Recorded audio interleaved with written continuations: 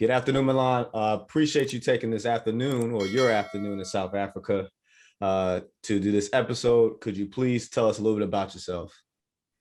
Hey, thanks for having me. Milan live here, all the way from South Africa, co-founder of Riches and Beyond, also founder of Millionaire Speakers. So this company that we have for several years, it's one of the leading property educational company here in South Africa. We teach people how to invest in property, real estate, and even if you don't have any of your own money, even if the bank says no, so there's several ways of funding, finding deals below market value, and it's been proven as a success. Over 45,000 students to date worldwide. We helped them raise over $40 million, if I convert it into dollars, for their deals. So it's possible. Education is a big thing, especially here in South Africa. So yeah, I'm here to share a bit of an insight in my journey of property last 15 years, and let's see how we can educate more viewers and listeners. Yeah. Awesome. And so tell us, how did you get started from the beginning until, you ended up being a co-founder of Riches and Beyond? That's a great question. I'm glad that you asked. I mean, most people now, they see me as a successful story, but what not many people know about me is that about 15, 16 years ago, I was a college dropout who could barely speak English, broke, bankrupt, didn't know what I'm going to do with myself. And I was working for government 4.5 years, ended up being still broke, saving money, supporting my family. So I started looking for different opportunities, working here and there overseas. Got a job offer, August 12, 2005, working in America, in the US. And I took it. The problem was I couldn't speak English. So I took that leap of faith and ended up working in the US many, many years. First on the cruise ship, for about 10 years, met my wife from South Africa, and we got all serious. And that's how it all started. I think changing all these positions, learning on the way, pushing yourself to the next level, and simply realizing that if someone else was able to do it, it's not impossible anymore.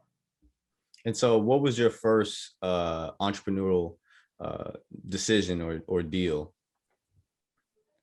So when I started working for someone else. And then I realized, you know what? I kind of don't like this thing working for someone else for the rest of my life, 40 years of my life working and then helping them reaching their goals and dreams. Let me start doing my own thing. So everything started when we settled down 2014 in South Africa. I started investing in property full time. Had some properties before, but it didn't work well. We were just waiting and waiting for them for the value to increase, and we didn't see much point, because we just realized we can get only 8% after 8 years return. I mean, I can do better than that. And then we simply realized how much is out there. We ended up attending some workshops, learning from people who were successful in property real estate industry, and learned something called OPM, other people's money. I learned about strategies, started applying them. It took me about 5 years to see massive success growing my property portfolio, to the point to do my own developments, had my own block of flats. Now I'm building my first hotel. So I did the first deal that you asked was buying at the auction, settled down the deal before the auction, settled down with the seller, created a business plan, presented that to the network. And I was simply a sourcing agent, someone who's a middleman between the seller and the buyer. I took a bit of a cut and I was happy with it. It's like, oh, wow, I didn't use any of my own money to do that. And then the more I started learning about it, the more profit I was making, the more strategies started applying. And then I've seen massive success in my life, our family lives, and then eventually formed a company that teaches people how to do the same thing. How would you recommend people should build relationships with their network in order to eventually say, hey, I have this deal, I would like you to invest in it? That's a great question.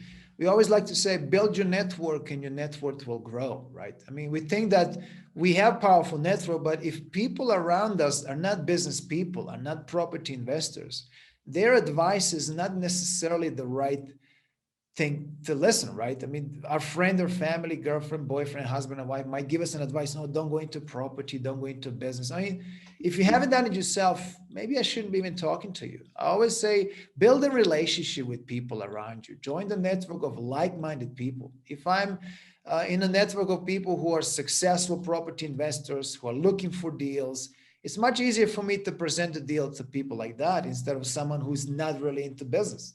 So simply is about, I need to know who you really are before I go into business with you. What do you stand for? What are your values, right? I mean, obviously having all these contracts in place, if I'm a sourcing agent or a person who's got a deal to present the partner potentially, we really need to know like what do we really stand for? Is there any like synergy? Should be much more than just about the money. Like obviously we want to make some profit, but do we have the same values, same ideals, same goals? And then if we have, then it will be much, much easier to partner up, right? People always go into business with like-minded people who act and think alike, right?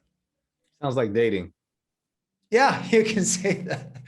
You can say that, yeah. And so with that, can you break down how do you educate the people that that come to you for consultation? Do you have stages, phases?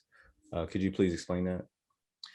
All right. I mean, we have different platforms. We do webinars, free webinars, introductory to give people an idea. We normally get in like three types of people. Like you have beginners who always wanted to invest in property, real estate, don't know how. Everybody thinks you need to have money to make money. You need to have a good credit score. Then you go and apply for that mortgage, right? And then not many people don't realize that you don't really need to have your own money to do it. So we get beginners who get excited and then realize, wow, I didn't even know that there's several ways of funding your deals, that there's like 15 property strategies. Then we get people who are like already started their journey. They have 1, 2 properties, but they kind of stuck. They don't even know how to reach that next level. How do I multiply the amount of properties I have? I mean, can I take the equity out of it? There's a lot of uncertainty there. Most people, they just buy and wait. They wait. Hopefully the value of their properties go up, but it just doesn't happen as fast. So we educate people through these platforms. It's a webinar. We have different master classes, 3-day master class. They can come and learn more about it, more in details.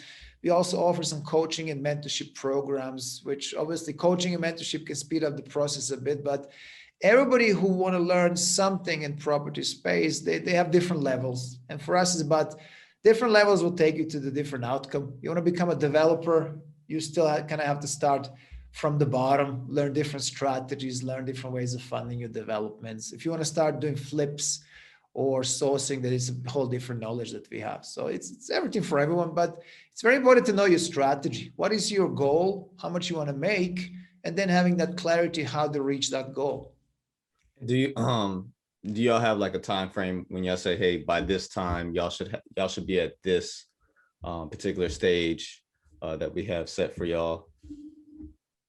Right. I mean, that's a good question. Normally with our education, you can expect to have your first deal within 6 to 8 months. That's how normally it takes for one flip to go through. And we're aiming to make at least about $5,000-$10,000 or more with these flips. But then again, at the same time, nothing is stopping you to go to another auction, to talk to another motivated seller, to have more deals. I mean, we have students who's done 5 deals in 5 months, 7 deals in a year. People who waited for 2 years to have their like $10 million development. So it's all about you knowing what you want, and then the outcome will be there with the right support and guidance. That's what this knowledge can really do for you.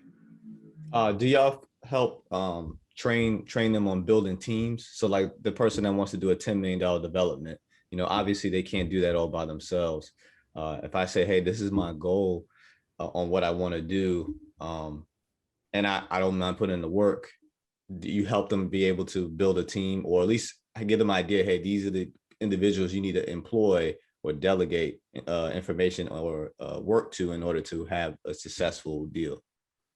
Absolutely. I mean, we call that a mastermind team, right? For every strategy, you have 15 of them, right? You need to have a certain team of people. And especially for development, there's a great team of people like architects, someone to facilitate that deal. Where do we go about funding? There's about 8, 9 different ways of funding developments alone. So if you have a piece of land, you want to do it. So team is essential, right? Team of experts to take you to the next level. I mean, a lot of students that we have at the beginning, they want to do this themselves. But the problem is, if you're not an expert as yet, you're going to make a lot of costly mistakes. And then, okay, what do I do now? So starting from the beginning, getting the right people based on your strategy becomes seamless transition into a clear path and clear outcomes. So if you want to do that $10 million development, what's going to take? How do I go about funding? Let's do feasibility studies. Where do I go about presenting that deal? We always like to say, if the deal is good, money is there, but you do need to have someone to help you take you to the next level.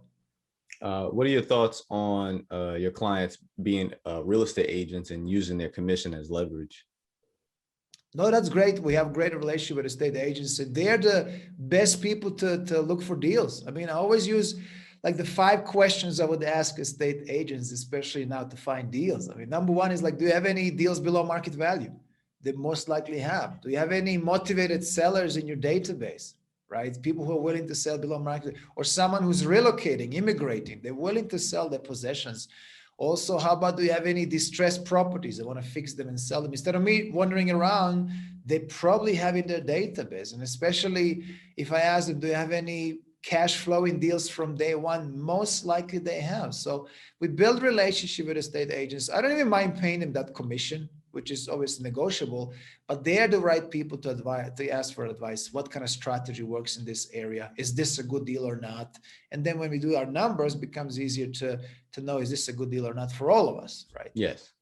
So it sounds like, aside from you teaching people how to build their own network, it sounds like that if you, let's just say I start using your product and your services, do you also provide some people to start me off with, or that's part of your pitch? Hey, we have this network of investors already that trust us. Now you have access to these people if you present a good deal. Exactly. I mean, once you, let's say you attend the masterclass, you're not alone. So you don't even have to do it alone. So we have over 45,000 students and potential investors. Any deals that you might find, you'll be able to present to our network. And that's where you are well off doing it. You know how to find deals, how to finance them, and who to use, right? Whether it's your network or the banks or other potential investors, because we're always looking for deals. I mean, being an educator, a mentor, I'm always looking for deals anyway. So that's where you want to tap into it. Because alone, if you don't have a network, it becomes difficult. But finding these people and you get them in front of you. Okay, like, here's what I have. Is there anybody who's interested? Let's partner up. Do I source it to you, or we split the profit somewhat? There's a lot of different ways to go about it. Um, so you do this worldwide or in South America? I mean, It's South Africa. yeah, it's the same approach. I mean, we mainly focus here in South Africa, but also UK, Germany, mostly African continent. But I mean, same principles apply. Motivated sellers are everywhere. Distressed properties are everywhere. People selling below market value pretty much everywhere. Just understanding the legal point of what do you qualify if you're going to use the banks. So sourcing is the same. Building networking is the same. So it's all about really knowing the numbers and principles. That's why I build a lot of different networks around the world. People who have been doing it, let's say in UK, to advise you more. Let's say someone wants to go there, or US, we have a massive tribe of students as well there. When it comes to the pandemic, how have y'all had to pivot maybe some of your training, or how have the investors have had to pivot in order to still sustain themselves during the pandemic? That's a great question. We all been affected. I mean, we used to do live events before, and then we had to switch to online. So now we're doing webinars and masterclasses. It's all online. But in terms of the property and real estate, a lot of great deals happening online. We can still kind of move around. Our investors, they pivot their strategies. Like, everything is in a lockdown. People are at home. Airbnb kind of suffered. Hotels are closed. What do we do then, right? So we always teach you need to have at least 2 exit strategies, right? What's working during pandemic, right? If I buy a property and just wait for tomorrow value to go up, it's not going to work. So what's going to work right now? We always focus mainly on buying houses, so I can build multiple rooms at the back, potentially students accommodation if it's close to universities.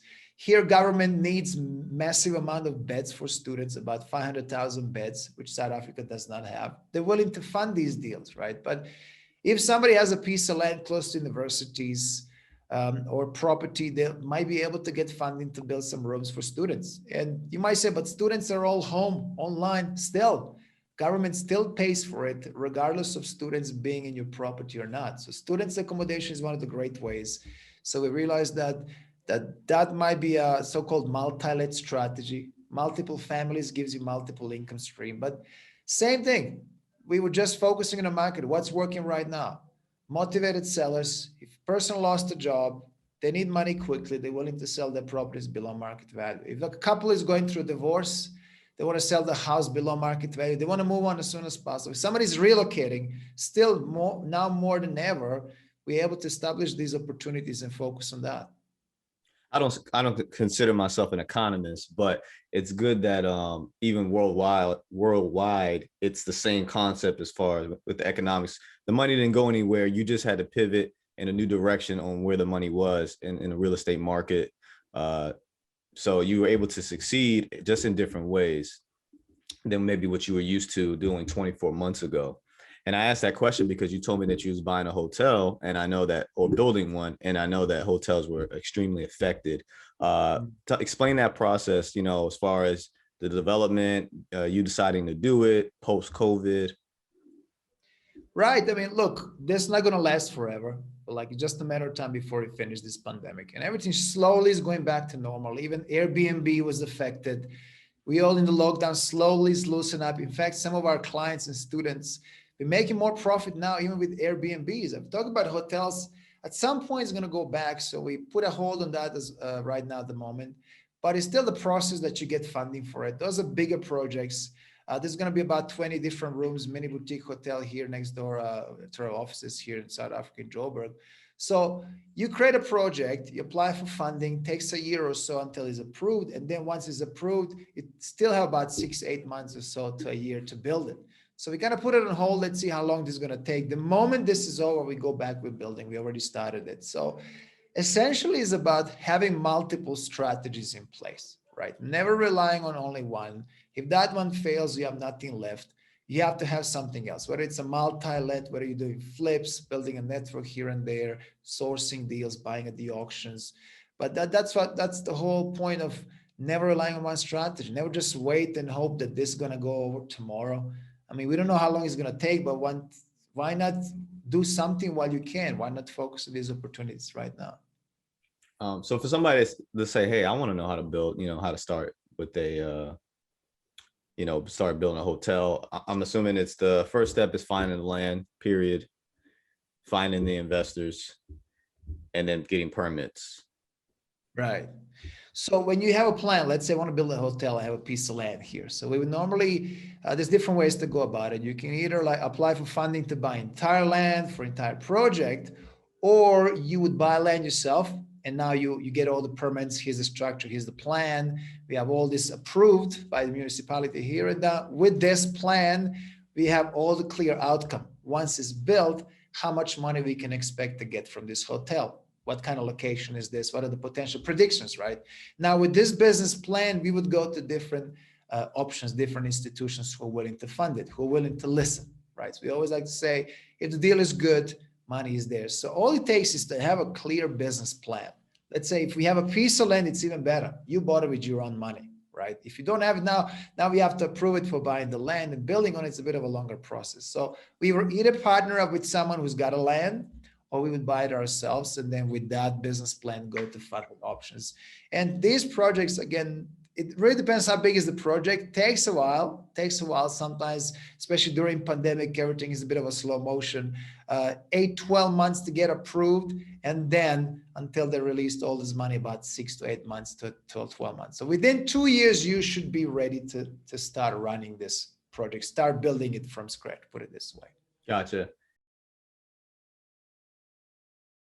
And so you gave me an idea as far as maybe over in America, we should be looking at what will the government or our local cities provide funding for in regards to real estate. Maybe we have like a Parks and Rec, Boys and Girls Club. Maybe Right. if I wanted to build something like that for kids, the government would fund that. So definitely going to look into that some more, because that's an easy way for you to get yourself in the door as far as real estate. And then at the same time, you are providing a service for the community. Like you said, y'all need 500,000 beds for college students. So that's helping out the community and also helping you out at the same time. Right. Absolutely. I mean, look, it's all about you creating jobs. It's all about you making a change, right? It's essentially is the bottom line. Even just partnering up with an investor, if they can make way more than what they're making in the bank, here's the projection or a period of 10 years, what you can expect monthly to get or yearly. Is there a cash flow? How long is it going to take for your return on investment to start kicking in? Then becomes easier to find people, especially in America. You have lots of multi-millionaires, billionaires. Should be easy. A lot of them invest in real estate. But here, government is willing to fund that. I mean, just kind of, again, understanding the legal point of the country where this is happening, where you want to invest in real estate, and having the right teams, let's say in the US, who are the right people to advise you. If you want to go about funding my hotel, where do I go? Which institution should be the first one to go to, right? So we know about South Africa, UK, Germany, around African, but then again, if you want to invest in US, which state would you rather invest? Sometimes it might be better to go into Texas. Maybe the taxes are lower than California, right? So we always go where the money is, and we need to learn about legalities of that particular state. How what's the end goal for you personally as far as your real estate portfolio? So look, I mean, if you look at the angle, where am I heading? Or I can just tell you that for me and for my business partners as well, it's all about what is the next thing that we're going to do. It's not even about we're going to make more money, but how about we do this? We haven't done this as yet. Let's build a hotel. Oh, what's the next thing? Let's build a block of flats. Let's contribute to the community. Let's do something because it's been done before. And this, as long as it's someone who's done something bigger, how about we go there? I mean, we're about to release a couple of magazines. There's a show coming up on TV. It's called The Property Game. It's going to be on the Home Channel. You probably guys are going to be seeing it in the US. It's all about our student story and their journey. So hey, we haven't done this before. Let's do this. Let's see that Property Brothers are great, but let's put something else on the market. So really is about being the best version of yourself that you can be. I mean, in terms of property portfolio, first level was, hey, I want to make some money. Now I want to cover my life expenses. Now, like, what is the next thing? How about we build a hotel? How about we build another one? How about we build a block of flats? How about we get into massive mega city developments, they call this, which was worth like $1 billion, right? So that's something that's like a long term projects, but that's something that you start and keep moving with it. And in the meantime, you do all these little ones and building your network. So yeah. And so you definitely you recommend people start off with, hey, do a single family home flip or renovation before you jump into a $2 million deal. Right. I mean, you got to start somewhere. And how would you start if you don't learn from these little deals, right? Little ones where you can either use your bank's money or investors. So start small and then surround yourself with other people who are there where you want to be. So let's say I started doing a flips and now I want to go into development. It's still a bit of intimidating. How do I get to that point? While I'm busy with these little deals, I'm learning about developments from these big guys. I'm spending more time in their network. I'm learning, how did you start? Where did you go about funding? And I'm just writing and memorizing and eventually getting yourself a mentor who's there where I want to be. That was always the solution in life to speed up the process. But we all have to start from somewhere. We all have to get someone who's there where we want to be. Someone like, how did you do it? Show me. I'm eager to do it. I need a change. I want to invest in property. How do I grow my property portfolio in the next 5, 7, 10 years to be to that level, to become financially free, to have a car and house of my dreams, and then whatever else I want to do. In your early years of investing in real estate, what was one of your biggest lessons that you learned? That's a great question. First lesson is don't do this by yourself. Simple as that. Made a lot of mistakes, wasted a lot of time and money and didn't work out. A couple of great lessons as well. Get yourself a mentor. Again, you can try do it. You can go on to Google, ask. You're not an expert as yet. A lot of people quit because it's difficult and it's not easy, right? If it's easy, everybody would do it. But if you don't quit, you might get somewhere. When somebody put me on the path, started becoming easier because like, don't do this, learn from my mistakes, becomes much easier. Another couple of great lessons I can share is like, don't think you know everything, right? We think that this is difficult. It's never going to work for me. I don't have a degree. I can't speak English. Like it's never going to work for me, but who cares, right? It's about you doing something and learning and making it happen. I learned that degrees don't really mean much and knowledge means nothing if you don't apply it. Yes. The most successful students are the ones who are actually doing something, who are on the field, talking to motivated sellers, closing the deals instead of the ones who are just sitting at home like, this is never going to work. So really it's about understanding what's missing on your journey individually, right? And then how do we make that better? What do I need to have? to become a developer, right? What kind of level of knowledge, skills, who do I need to have to take me to the next level? And so now that you're definitely very well seasoned in the real estate game, what lessons are you learning at this higher level with the hotels, with big developments? Patience is a virtue, put it this way. Okay. Like you want bigger deals, it's like you have to wait. You have to wait, but it will be worthwhile. I mean, I have a couple of great students. A young student, 23 years old, Romil. He's busy right now with 100 million rand. That let me just convert that. That's about $8 million project right now, and took him 2 years just to get started. He's got funding in place, but hey, 23 years old, he's like, wow, I was never in my life imagined, but he started the journey. Our other student also, 12 million rand project, took him 3 years to start building it. But it's all about understanding. It's going to take a while, but once you start that, once it's done, you all sorted, you and your kids and your grandkids, it's worthwhile. Oh It can be yeah. very, very rewarding at the end of the day. Yeah. 2 3 years is nothing in comparison to what it's going to do for the rest of your life slash your families, your That's it. generations. That's it. That is pretty awesome. I would say for me, because I do residential multifamily, and one of the biggest things I learned was due diligence. Mm. Doing your due diligence to make sure the numbers work. Uh, Doing your due diligence with screening tenants. I've even gotten to the point where I get a personal relationship. I was at first I wanted to really keep it away, stay away, and then let the property manager deal with them. But the pandemic has kind of made me pivot into being more personable, so that they don't think, oh well, this landlord can eat it, right? You know, I'm not going to pay my rent, or this hole I put in the wall. It's fine because this guy's a millionaire, multimillionaire, and it's whatever. And to say, hey, you know, we're all human. You know, I just decided to do, to do this line of work or business, but at the same time, this stuff is not free. And help me help you, and we could work this out together. 100%. I mean, that personal touch goes a long way, right? You want to be caring, coming from the caring place. Like, I can provide a property for you, but then again, you know what? Nothing comes for free. Yes, I want to help you, but let's find some kind of agreement. If you're not able to pay this month, let's see how we can make it happen for you and for ourselves as well. It's a business at the end of the day, right? So whether it's in a business and negotiations and building your network, but simply with your clients, it's all about the game of trust, because if they like you, they want to come back and stay longer with you, right, in your property. So yeah. Are there rent relief programs in South Africa? There are a couple of great programs. You have something called rent to rent, when people can literally rent to buy as well down the line. We use Airbnb for rent to rent. One of our great clients as well, students are using it. They also like to fund youth. You know, if you're a young student who don't qualify, you don't have a credit score as yet, they're willing to put you into a program. You get funding for your first property. So there's a lot of great things happening here. People are enthusiastic. That entrepreneurial mind is growing. People learning elsewhere.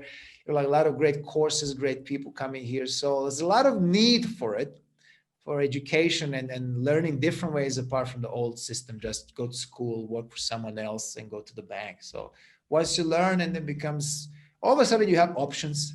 And when you have several options, you're like, oh, I could have done this before. You know, how come I didn't know this? So with knowledge gives you options, and options gives you more opportunities, and more opportunities means more profit and more happier life. No, you're right, because I'm big on, and I have these discussions with my family. So, people are quick to say, money isn't everything, right? Or money doesn't bring happiness. And so I say, money is not everything, but is just as important as oxygen, because we need it in order to be able to do essentially almost everything we need to do in life to survive. But I'm big on money. I teach my son, money is a tool. It is not nothing to be anything to be worshipped. It's not nothing to be like, I don't know if you heard of a Scrooge, where he's like keeps all the money, right? And he's really being really greedy about it. It's meant to be able to be productive and develop your family. And if you have more, obviously your community. And I think that's what should be taught more, is using that money as a tool so that you can make the world better, provide better jobs, assist in the economy. And obviously, if you're doing that, then the government will provide you funding And for us as well, we get tax credits. We get tax credits, or it's tax incentives because of some of the things that we do when it comes to real estate, based on whatever tax codes it applies to. So I'm always talking to CPA like, hey, what's the tax plan for this year? In order for me to, what marks do I need to hit in order for me to get these tax incentives? And usually it ends up me providing some type of service in some way, in Right. regards to real estate. Right. I mean, there's a great saying, don't give your kids things you never had. Teach them things you were never taught. I Right. like We always that. like that. Right. I So gotta steal that one. steal it, feel free. I mean, I have two kids, a boy and a girl, 4 years old now. And like, daddy, buy me this, but no, you have to earn it first. But let me teach you how to do it. That's how we build generational wealth. You get the right knowledge, do the right thing, build wealth. Now you teach your kids to do the same thing. That's how you pass it on to your kids and generations to come. So that's how they're gonna learn. If you just give it to them, they never work hard for it like you did. They're never gonna appreciate it as much. Simple as that. So, I mean, there's a lot of things they don't teach in school, like about money, about taxes, about building wealth. They teach you about business, but it's very basic, generic, unless you really go to those business schools. But still, a lot of people don't know how to budget, don't know how to handle their money, No. investments. It's very, very limited. No, yeah, you're right. I think the most I learned was how to write a check, Yeah. in high school. I think that's the most Yeah. that's, at least that's the most I remember.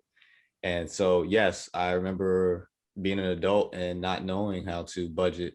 I didn't really get serious on budgeting until I was probably about 23, 24, when I was Mm, like, I'm making all this money, and why am I still struggling? Like, why am I still right. living paycheck to paycheck?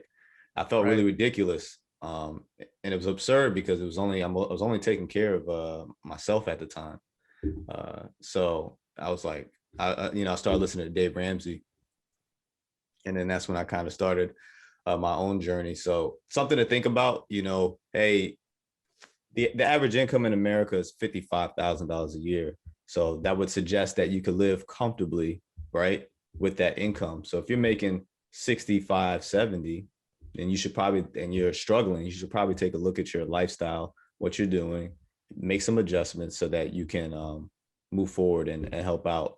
Because the biggest thing I like to talk about is also making sure your kids don't start from zero, right? Obviously, you may have started from zero. That's why you probably need to take out student loans to go to college, or take out a loan to get a car. But don't set your kids up to be the same, to do the same thing. Right. I mean, what my dad taught me, like, hey, go to school and save as much as you can. So I've been saving and saving. And then you buy something and you're back to square one. Like, how do I grow to the wealth? Now I have a car I bought and like I'm struggling still. What's the point? 5 years later, I'm still broke.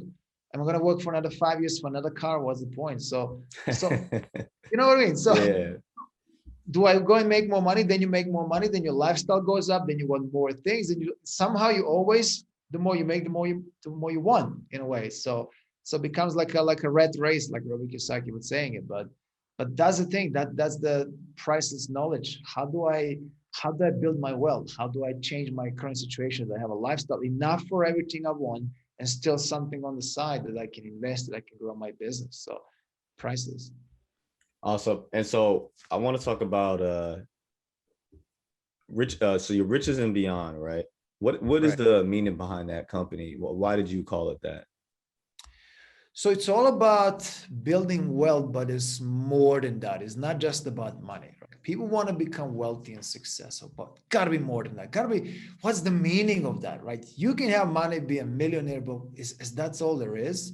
So for myself, my business partners, it's deeper than that. You want to give back to the community. You want to show people, empower them, show them that there is more than working for someone for 40 years. There is more than just working for money. That what else do you want to do? How about you living your dreams? How about you, when you're going to buy your car, you don't worry about the money. When you want to give back to the community, you can, because you have enough that change your life. You want to inspire, empower people. So that's where it comes from. For us, is much, much deeper meaning. Yes, we want to build wealth, and we teach all these different tools and strategies and vehicles, how to do that with property, with speaking and investments.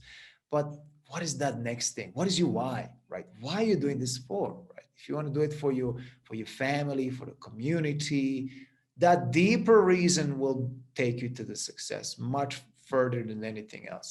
Money is not enough, right? And all that's chasing for money. We have money. Okay, it's not enough. Want more and more. It's not a good motivation. But if you have the No. deeper reason, right, you're doing it for your family, for someone else, then that's going to make you wake up in the morning that you don't even think about. You just go there and do it. Which brings me actually to my last question, which is what is your why? Or like we like to say, what is your rich state of mind? Right. I mean, look, for me, always was, always will be my family. Started with my family back home, my dad, my mom, my sister. It was always about someone else. It's not about me. You know, I don't need much. I can live in a small house with the room. Give me an internet and I'm fine. You know, give me enough food here and there. But it's all about how do I change someone's life? How do I show that it's possible? How do I empower? That's what the why is. Like Eric Thomas would say, if your why is not big enough to make you cry, you'll never become successful. What is your why? Why do you want to become successful? Is it the house? Is it the car, materialistic things, or is it much deeper than that? I want to show my kids that it's possible, to put them on the right path, to show the community that it's possible, that you might be from unprivileged communities, you didn't have any options, you might be born poor, you know, your dad was not an entrepreneur, does not matter. Your past was not needed because of that, past was needed to happen to shape you to become who you are today. Learn from it. Learn from inspirational stories of people who made it, who struggled, who started from nothing, and realize that you can change your life. It's all about much deeper than the money.